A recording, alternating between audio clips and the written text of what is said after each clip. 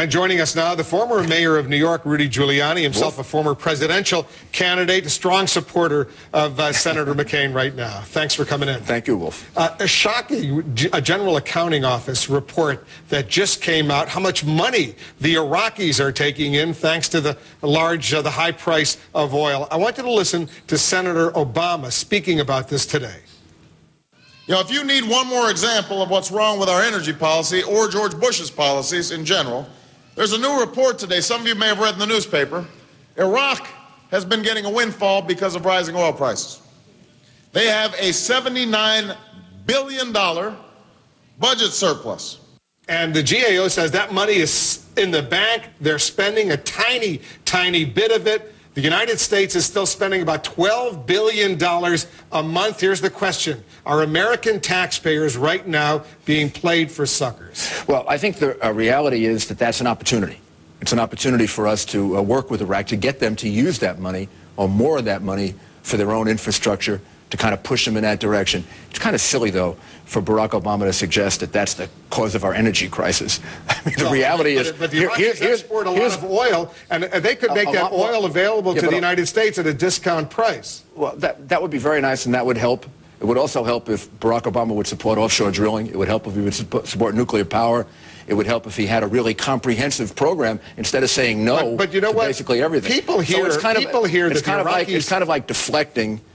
But you're a politician. People here, the Iraqis have, $80 billion simply lying around there, making a windfall on all this oil that they're exporting. And the United States is still footing the bill, basically, for everything they need. Great opportunity for us to lean on them more, to foot more of the bill. Should they start paying us back? Sure. No, they should start paying for more. Should they start paying the United States back the $700 billion the United States taxpayer has spent since the war started? I think the better way to handle this is for them to take over a much larger percentage of the expenses that are taking place right now.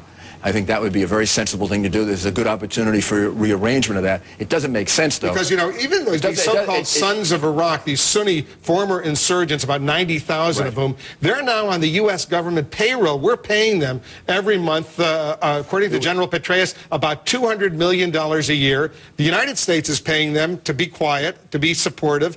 Why aren't the Iraqis paying them? Maybe they should. And maybe this is a good opportunity to move that over to their side of the ledger and have them pick up more of the expenses. In a way, it shows that things are working in Iraq, and let's take advantage of that. But the point that I'm making is, it really is an example of demagoguery to try to make that the cause of our energy. Well, he's not making it the cause, but he's saying it's one issue that could certainly help the U.S. if the Iraqis made that oil available, either for free or at a discount. It kind of gets him off the hook, though, for the bigger issues, where he has basically been an obstructionist. Should Senator McCain, he spoke out on this GAO report today. Should Senator McCain be speaking out and telling the Iraqis, you know what, this is simply unacceptable? I think it is something that should become part of the dealings between us and Iraq. I think Iraq should take over more of the responsibility for this, but as I said before, I think it's really insulting the intelligence of the American people to kind of make it part of our energy crisis when there are far bigger issues involved. Here's another issue that Senator Obama raised today, criticizing Senator McCain. Listen to this.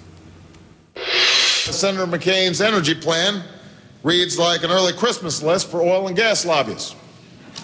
That's no wonder, because many of his top advisors are former oil and gas lobbyists.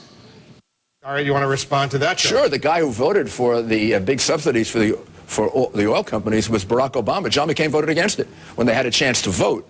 So I think this is, again, part of the sort of feint strategy, the sort of push things off. You're referring to the 2006 legislation, which President Bush pushed for. McCain opposed. Obama supported because it did have what he called some environmentally sound proposals in it, some green. John McCain was in favor of environmental approach to oil and gas before Barack Obama was, I think, in the state legislature. I mean, going back in the 1990s. So this is an issue on which I think John McCain wins the battle. I think he's winning it on energy in general, which is why I think Barack Obama is doing this kind of demagoguery. I guess one of the biggest criticisms that Obama is making of McCain is the system is broken right now. There's been no serious effort over the past 30 years to make America energy independent, to wean the addiction from Middle East oil off. And he says of those past 30 years, McCain has been in Washington for 26, and he says McCain has done nothing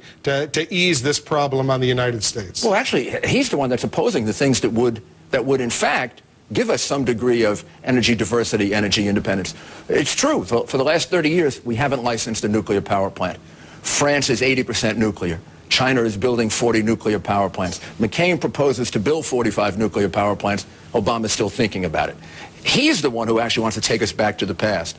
McCain has talked about opening up offshore drilling. Obama opposes that. He's the one who would keep us exactly where we are now. And John has shown the independence to disagree with the president when he disagrees and agree with him when he does. So I think, actually, on this issue, this is the reason why I think the polls are so close and McCain is gaining. I think John McCain is outlining an energy policy that would break us from the past. And I think Obama is talking about the same old thing. Basically, Dr. No. I'll ask you the same question I asked Mitt Romney yesterday. Is there anything over the 26 years he's been in Washington that you can point to, Senator McCain, that has taken the lead in trying to achieve energy independence? Sure, he may be certainly the first Republican, one of the first senators to be in favor of cap and trade, going back to the 1990s. Along with Senator Lieberman, he helped to craft the legislation that's been proposed several times. I mean, John has taken the lead in energy over and over again. Again, before Barack Obama, I think, was in the state legislature. At least you had an answer for that one. When I asked Mitt Romney yesterday, he said he's not a historian, and he's maybe I watched your show yesterday. Maybe at least you have a good answer, Mayor. Thanks for coming. Thank you. Good to see you, Wolf.